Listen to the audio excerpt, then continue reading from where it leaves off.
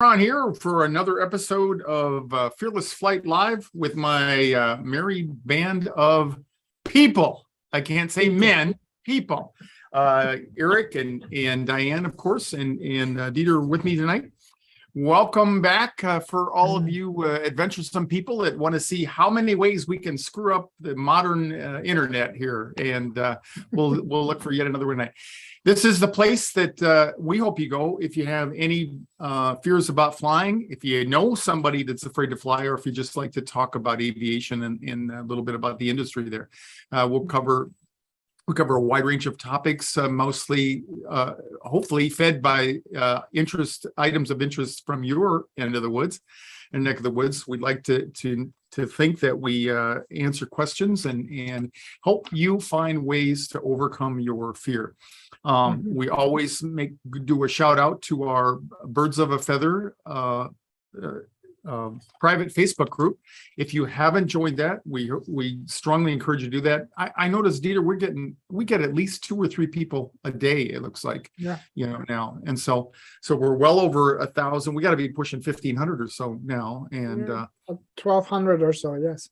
Yeah, well on our way to 1 million. I know that's right around the corner. So we would like to do that just for fun. Absolutely. To see if we. That's just because the fear we are creating is causing this thing to go like nuclear fission. That's what's happening.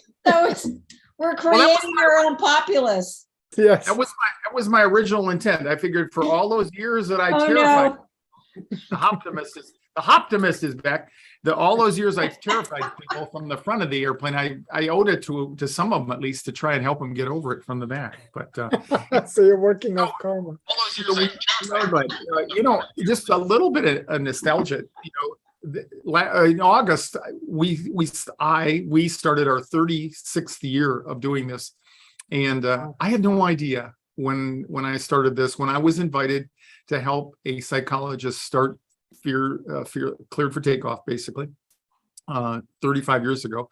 I had no idea I'd be doing it at this stage of my life, and I was always looking for something to do on the side. Everybody needs a side hustle, apparently, and I've had my share of other things that I've tried, and I had my son down one time visiting, and we were talking about this, and I was telling my frustrations about trying to figure something out, and he said, well, what do you do? What do you like doing? And at the time I was working on my master's degree at the Salvation Army in their rehab center. They have 17 rehab centers in 17 large cities in the US, around the US. And he said, well, what do you like about it? I said, I just like the feeling I get helping people. And he said, well, just do more of it. And I said, nah, you don't get it. I said, I'm trying to do something that, makes some extra money or something, And he said, you should just do more of what you like. And I said, no, you're not listening to me, And finally I got it. And that's how I got started, because I was doing this at the same time. And so I want to thank all of you who have, there are people I hear from that go all the way back to the beginning. And believe me, I do not remember a lot of the people out there, but there's not a day that goes by that I don't get some artifact from people, email, a text, or a message from people talking about how grateful they are. And so I want to thank all of you for giving my life meaning, and these other 3 folks that have joined me along the way, that had the misfortune of just knowing me, basically, and they got sucked into this. They don't. Dieter, I tried to pay Dieter. He's gone without, and I want to acknowledge it. I don't know if I've ever said that. Chokes me up because we didn't know what was going to happen during the pandemic, and Diane and Eric are total volunteers here to the extent of actually flying with me in the classes sometimes. So anyway, I want to formally thank them. I didn't really know I was going to go this deep tonight, but I really am grateful, and it's just been a great ride. And I think the reason I hit on this is because Dieter and we are going to unveil something that we've been working towards for a long time. I've been working for it forever, it seemed like. And when Dieter came and started helping me, we started to find our way to do that. So having said that, and I just want to say, I'm sure for Eric and me, we are total volunteers, but we're doing this because we love it. It's Yeah. flying is our life. Mm. And it really means a great deal to, right, Eric? It means a Mm. great deal to both of us to Yes. get people in the air. It really does. So there you go. We don't want to brag, but Ron, what's our batting percentages out of these class? I know it's in the 900s. Mhm. When we have a class full of people that show up and say, we just want to let you know we're not going to get on the airplane. Right. Yeah. Okay. Yeah. And people ask, when I do interviews and stuff with the media, they want to know, what's your percentage? Well, a lot of the people we don't really get a follow-up from, more so now than we ever did before, with the being able to provide access through the internet and everything. But like Eric says, if you go flying with us, don't do it unless you're serious, because you're going to end up on the airplane flying. And people are surprised, and it took me a couple of years before I got used to the fact that people are going to show up with whatever anxiety that they have. Some of them are going to struggle until you get on the airplane, but literally within minutes of taking off, pretty much everybody's is on board, and by the time we get to the first destination of a out and back type of a flight, where we go somewhere and land and then turn around and come back, people are bored by the time it comes time to reboard the flight to return back to Phoenix or back to Burbank or wherever we're starting out of, which is a opportunity. Quick reminder, we are going to fly out of Burbank this Saturday. I'll be coming over there on Friday afternoon, and on Thursday night we'll have our pre-flight webinar. So you can look forward to a reminder of those of you who are enrolled in the class to fly this Saturday. Look for that. So anyway, but back to the thing, it really has been an awesome opportunity for me to fly with people and watch people go through such a cool transformation. Diane knows what a infectious thing this can be. This is somebody on, I think this came out of the Birds of the Feather, and I went over on the website, and this is just one of many stories. Diane I think has one to relate that's happened to her just today or so. There are so many things that have happened to me as a crew member over the years, signs of compassion, but this was a SkyWest flight. I'm not sure where they were flying to or from anyway, but there's a woman there who got up to use the restroom, I believe, and she was going to the back to return to her seat. She got a little bit disoriented, and this fellow was in first class, and he noticed that, and I think she had already passed, and he contacted the flight attendant and said, "Hey, why don't you tell that lady that she can come up and take my seat?" And because he's up in the front there, where it was a little bit easier for her to maneuver around, and so that's what happened, and it was just, it's one of those things that just pulls on the heartstrings, and so we thought we'd start out with a little feel good thing there. So yeah. Things like that happen on almost every flight I'm on. I mean, something similar to that. And it really is heartwarming. If we have a passenger who is visually impaired, we always ask the passenger sitting with them, the seatmate, if that individual would be able to assist this person if there was an emergency. And absolutely every single time in the 3.5 years I've been flying, everybody has always said, "Oh, absolutely, I'll be glad to help." So there's a whole lot of good people out there. I'm just saying, that's all. Yeah, there are. I've seen a lot of cool things. One time I remember we were going to Dallas, and there most of the flights, when you're at a hub and spoke, a lot of airplanes land, they exchange passengers, then they go on out, and then like 8 to 12 times a day. And every once in a while, in between, sometimes you'll have flights that are just staggered they don't have a connecting flight anywhere, anything like that. And then this one day we had one of those, and we were going to Dallas for a veterans wheelchair convention with 35 wheelchairs. Vets in wheelchairs, and I mean, these guys were a hoot. Oh my God, funny. It took us 2 hours to get everybody on board just because of the special handling and everything. But it was one of the best. Another day I hauled used to be a basketball team made up of dwarfs. and they were called the LA Midgets, and they were going with us. They played exhibition games against community teams and things like that. And I happened to be going from when we landed in Denver, they were changing planes and we were changing planes, and we were walking from one gate to the next. And then we had people movers in the old Stapleton Airport. So I'm walking down the people mover, and I had and that was before we had the bags on wheels and everything. So I had my bag and my suitcase in either hand, and I had the release clipped and my thumb here. And I should probably stop this. I had the release clipped in my thumb here, and I dropped the paperwork as I was walking along. So I bent over just as I was getting on the people. Nobody gets that. Pause, Ron. The release is of our flight plans. Oh, yeah. We used to have to get them on paper, and we'd have half an Amazonian forest printed out on loose leaf, and you had to keep a death grip on that, because this was how we did it before Al Gore invented the internet. But that's what he's carrying, loose paperwork of the flight plan. Okay, keep going. Yeah. So I dropped the paperwork, and I'm just bending over there, and a voice from behind me said, "That's okay, I'm already down here." And it was one of the dwarfs off the team. And I just broke out laughing. It was, he probably said it many times before, but that's the first time I heard it. And it was just hilarious. So fast forward, it's like 5 or 6 years ago. That was at Frontier. I'm down at America West flying around. I'm on a Milwaukee layover. And we come down, we had to leave leave the hotel about 5 o'clock. And there was a bunch of people in the lobby down there. And I go down there, and this guy they're having a state of Wisconsin dwarf convention. And this guy was there. And I remember I don't think he remembered me, but I said, "I know you," and I told him the story again. Oh, that's wonderful. Yeah. So just, and there's so many. I remember one of the most touching flights. Sometimes we're carrying kids, divorced kids, unaccompanied minors traveling by themselves, and it was always really, really emotional.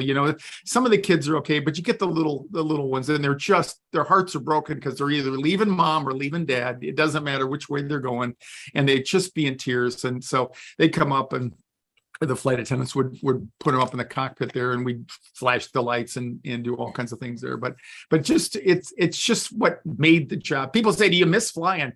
I don't really miss the flying, because unless I say when we're interested, when Eric and I are really interested in what's going on, you're terrified, right? Because we're going down, low visibility, zero, You're visibility. bouncing around, yeah. So that's the part that I miss of anything. But what I miss is the camaraderie, I miss the people, and I miss talking to everybody there. So anyway, the personal stories are wonderful. Yeah. I want to speak to that camaraderie though, because Stacy, she's gonna be flying this Saturday with you, Ron, and she's saying that she feels almost amazingly calm after going through all the material, and also watching the live classes, and the Birds of a Feather Facebook group that speak about camaraderie.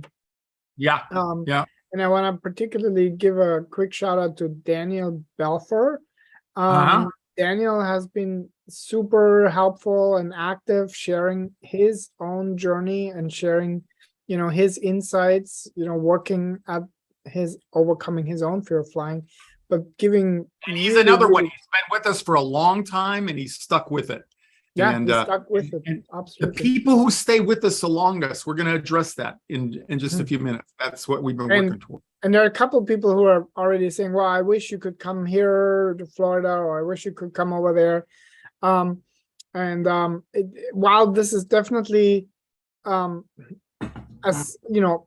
situation that we're working towards, we have the Cleared for Takeoff 201 class now, which allows us, and I'm speaking to you, Cheeky, for example, where when you take, and I think you're in Florida, so when we have enough people to go and do a 301 class like we did earlier this year in Boston, for example, that's what's now possible because we've put the Cleared for Takeoff 201 class online instead of doing it at a hotel. And yeah, Eric's nodding. He knows what those days were like. I remember too. Yeah. Oh my God. Just like a high pressure real estate seminar. You wake It up, was like we were trying to sell timeshares. you wake up Monday morning, you got a 2-bedroom condo in Hilton Head, and you go, now what am I gonna do with that? Yeah, yeah. That's much better now. And there's still have people, when you say, when are you going to come and teach the advanced class again? And, and so we're making the transition, but it's hard to believe. If you imagine, we got stuff that'll take you a couple of weeks. If you started today and didn't quit until you're through all the material, it'd take you a couple of weeks to go through it the first time. And I recommend doing it more than once. You can imagine how much we weren't able to transfer when we tried to squeeze all of it into 4 hours in the morning so that we could leave and go to the airport and still do the flight. It's much more relaxed now, and I'm bold enough. We haven't picked dates yet, but I'm bold enough to say we will be flying in Boston if I have my way in the first quarter of next year again. So Boston was the first place outside of LA and Phoenix that we flew, and I'm looking at just the numbers of people that are enrolling with us in FearlessFlight, and we're seeing the numbers increase, like in the Florida area, in the Atlanta area, in the Chicago area, in the Dallas area. Those are some areas that we're accumulating people down there. And with what we're going to announce later on tonight, I hope that'll push us closer to where we want to be, so that we can in fact make it economical to go out and fly with between anywhere between 8 and 10, 12 people, and because that's a really nice sized group to fly with, and we love it. It's the best thing we do, is fly with a group of people and watching that transformation in just a few hours. So anyway, Totally. Ron, I'm still stuck on the unaccompanied minors when you talk about how heartbreaking it was, and it always was, but a lot of times a little kid would be really happy. But were you ever involved when you kind of accidentally, sort of not really lost, but misplaced the unaccompanied minor at one end or the other? Boy, wow, would people get wound up. And it was you could actually unify the divorced couple when you lost the kid. It would bring them back together. And I never really remember running around looking for one, but I remember ducking really low in the seat one time with the door open, because the first officer left and it wasn't obvious that I was still there. And I thought, if I curl up small enough, the gate agent and the flight attendants won't come up here and ask me where I put the kid.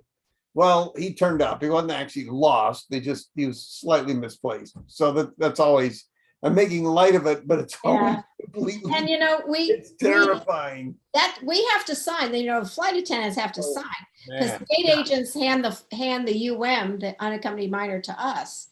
And so with my airline, our policy is to put them in the very last row, because that's where one of the flight attendants, the aft flight attendant, is in a jump seat way back, all the way just in front of the lav door.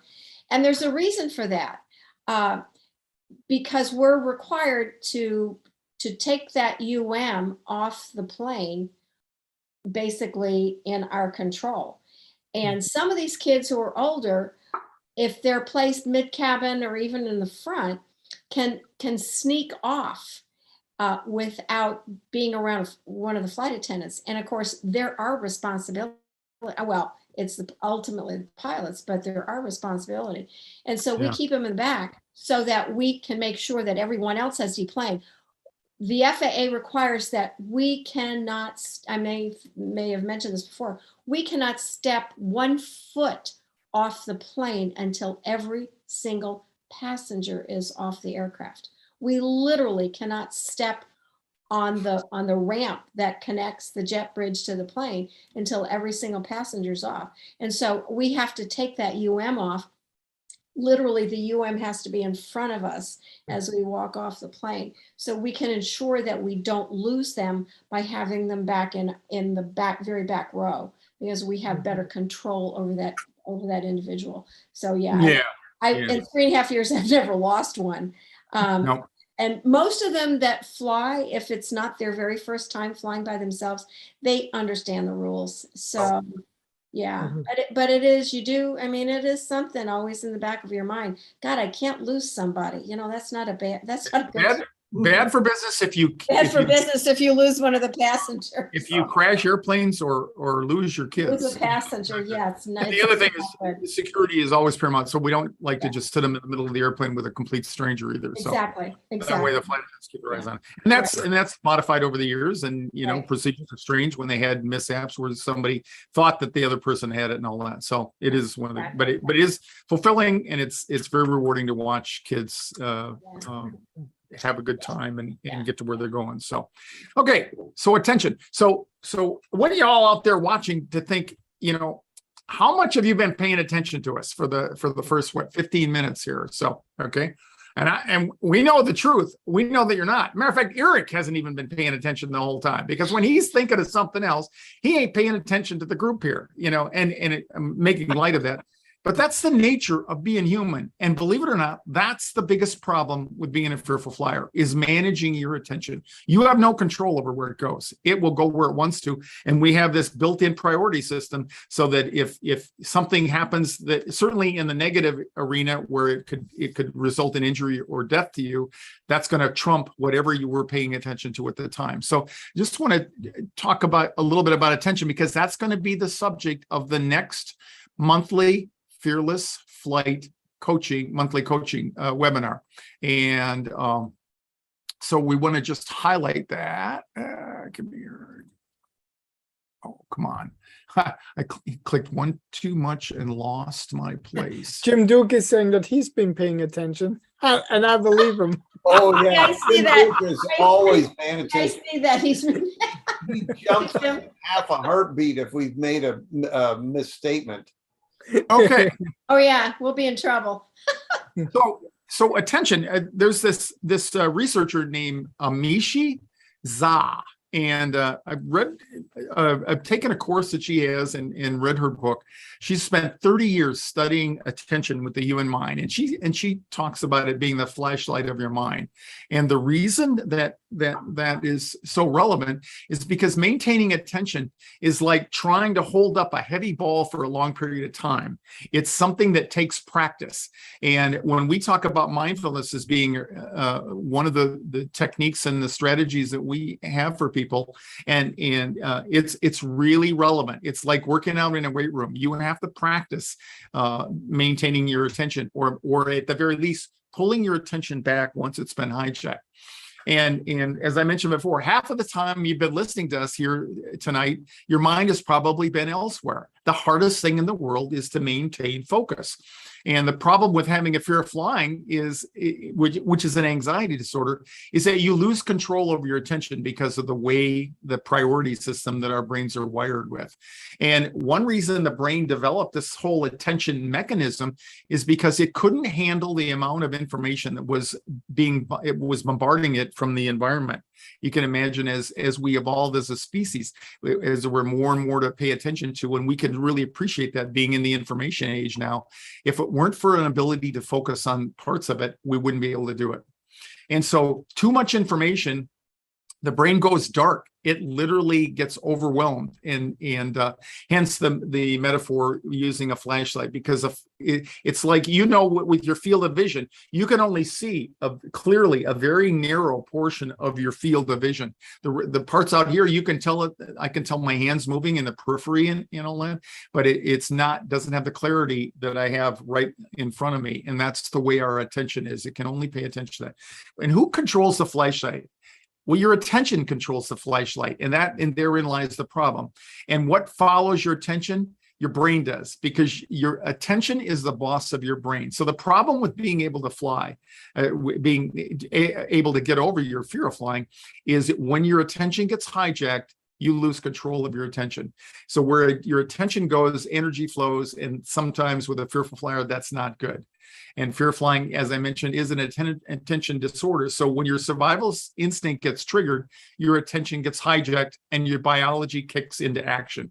It's the biology part of your warning system that causes you to notice that you're not in a good place. So all that we've talked about leading into this tonight, we're going to go into much greater detail on next Thursday, October 20th, for our next installment of Clear for Takeoff 201 Fearless Flight live monthly coaching sessions, which we are now opening up to the general public. So if you're not enrolled in the 201, or you have been enrolled and you've lost access, you will now be able to participate in that. And this month's topics, we're going to talk specifically about what is it that happens when you notice that you don't like feeling trapped. And the things that we say to ourselves, like, I know flying is safe. So many people, I'd say 90% of the people that we work with now have this awareness that flying is safe. But if that's so, why do you feel trapped? And then we're going to specifically talk about becoming the boss of your own brain, because it's only through becoming the boss of your own brain that you can get back to where you are in control and your attention will relent. And so that's going to lead us into this part. Dieter and I have been working for a long time, Dieter more than me, on the mechanics of it. We test drove over the last, I don't know what, 3 or 4 webinars that we've had, the coaching webinars.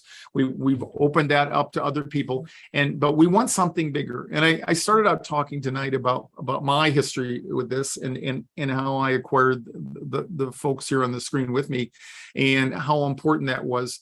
But really, it's about my legacy. I'm not planning on going anywhere, even though I'm 75 years old, but I do want this to survive me. And this is a part of it, but it's also what we have concluded after 35 years, the best way to not only get over your fear of flying, but to make sure that you don't relapse. Because, it's a great feeling to be able to get on an airplane and have a vacation and not ruminate while you're there and ruin your trip and come back.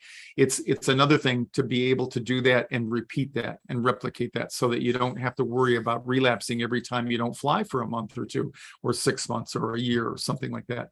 And what we've noticed is the people, we mentioned a couple of them tonight. Dan Balfour is one. There are a ton of people, Jim Duke, all those folks, they stay tuned to us and just stay connected with us over time. And that's how people keep current, if you will.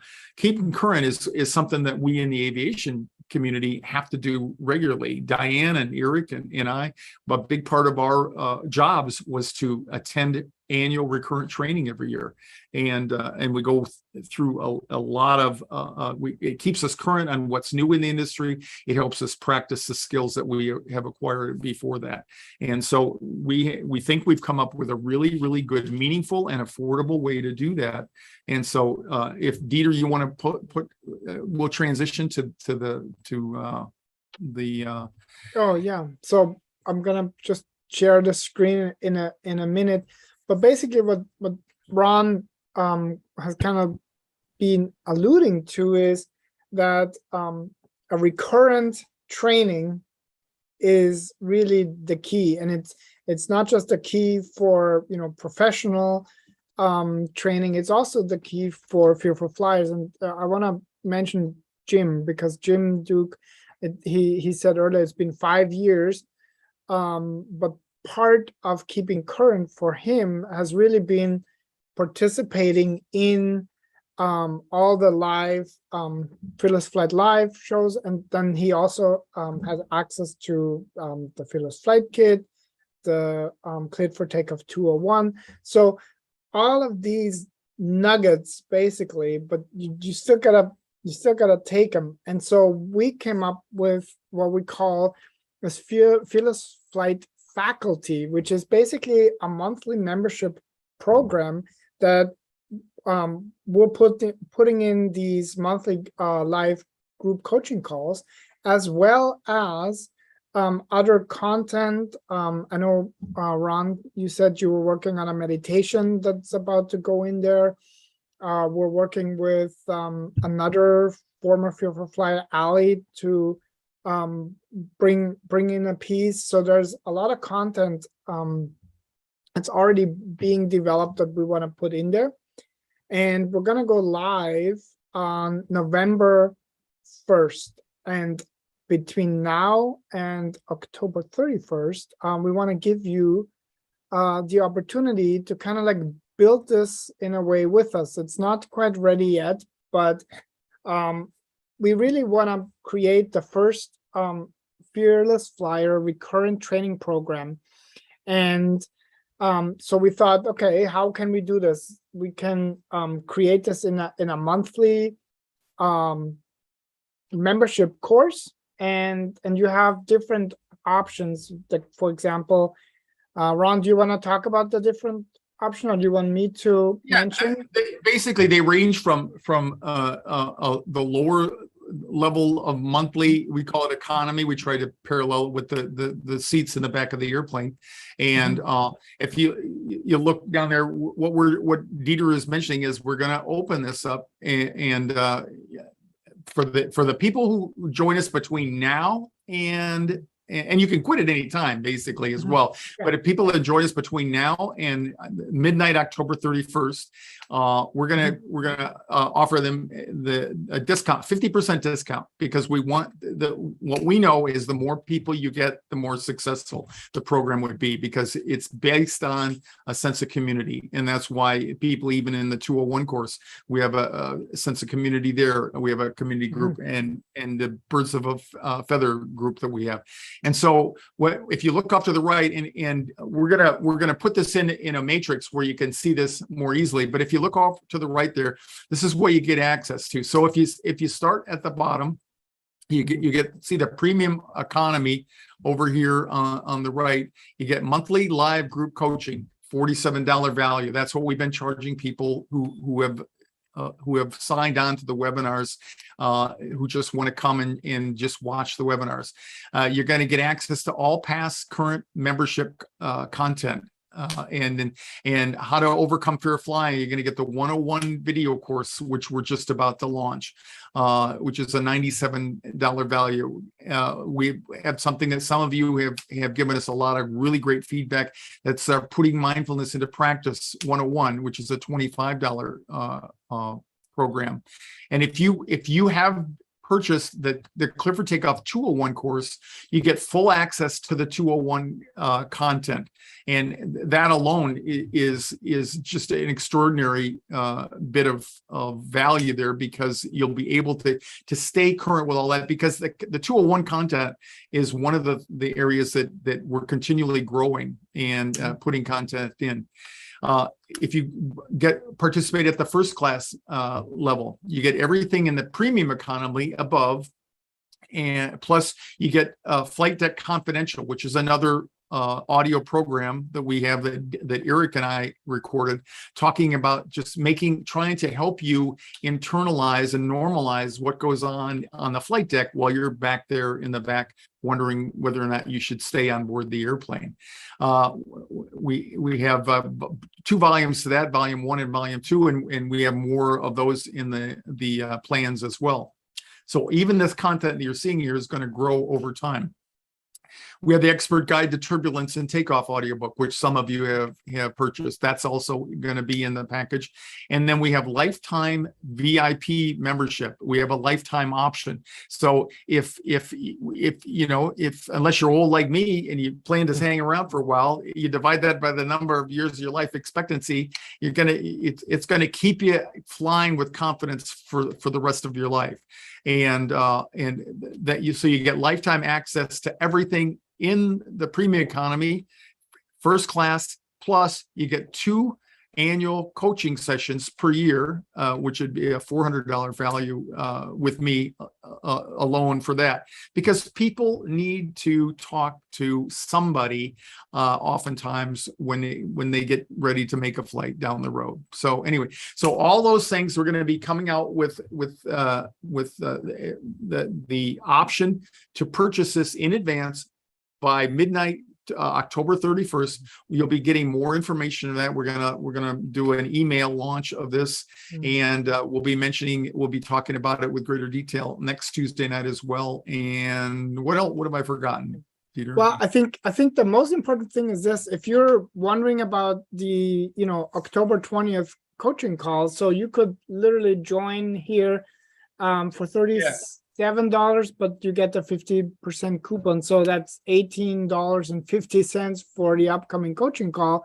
And when you sign up, we have already put in the previous live call, the webinars, already into the membership site. So between now and October 20th, you can already watch all that content, and you're gonna get access. For example, if you're the premium economy, you're gonna get access to the putting mindfulness into practice. All the stuff is already ready to go. I really love that How to Overcome Fear Flying 101. So we've already released that one, and you'll also get access to that as soon as you sign up. And yeah, the only thing that maybe wasn't clear is that the 50% off really goes to all of these price points. So let's say you want to become a lifetime member. Right now you can do that for $500. Yeah, and if you were to do a lifetime membership, you get the 201, which is a $600 value right there. So you would get lifetime access to that, plus the annual coaching calls and all those things. And we're in particular, the October 20th, this month's webinar, coaching webinar, is going to be one that has really helped us focus on what is it like to be a fearful flyer, and what do you really need to know. Okay. And I've learned that from you all. You all have been the ones that have taught me over the last 35 years what works and what doesn't work, and what is the problem, and we all like to think that the problem happens outside of us, but that isn't true. It happens inside of us. And one of the insights with one of my most recent elite coaching students, Sai, when we flew to India, was he had just 21 panic attacks in the day leading up to when we launched out of Dallas, going to Doha and then on to Bengaluru. And he just had this aha moment, which is just something that you have to be there to witness. And he realized, he said, I'm sitting here nowhere near an airplane, and I'm having a panic attack. And he just got it. He said, that has nothing to do with the airplane. I'm nowhere near an airplane. And it just occurred to him, something that, all of us, even if you're afraid to fly, you probably get it, that of course it's nothing to do with the airplane. It's just triggers and a way that you're wired to do. So basically, we're finally where I think is we're so honed in and focused on helping people and target what it is that's going to get them the most relief, the greatest relief in the least amount of time. So we want you to think about this. And as Dito said, we'll be coming out. We'll formalize this with a launch and an email this next week, and give you the option to do that. And we're going to offer the whole, everything in the package is going to be half price forever until, if you opt in before the 1st of November. So that's correct. Okay. And I hope this has been meaningful to you. It's something that, again, if you'd have told me 35 years ago I'd be doing this at this point in my life, I'd have said, you're out of your tree, but it is the most fulfilling thing I've ever done. And I'll be spouting off until I can't do it anymore for whatever reason. And I want to thank everybody for tuning in again, and all the times, all the support that you've given us over the years, all the feedback that we've gotten from all of you, and in particular Dieter for helping me get this to a level where I don't have to keep switching hats every day, doing different things that I'm not good at, and Diane for volunteering her time, and Eric for his friendship, and for pulling the gear up for me when we first met, and knowing what kind of a pilot I really am. And he promised he would never disclose that. So as long as he keeps it secret, he's welcome here. So anyway. Yeah, so, everybody's afraid to fly with me. So yeah. So we'll see. So we want to thank everybody for tuning in. Right. We'll be back again next week for another episode of Fearless Flight Live, and hope you all have a great week and happy landing. So see you, everybody. Bye-bye. You guys.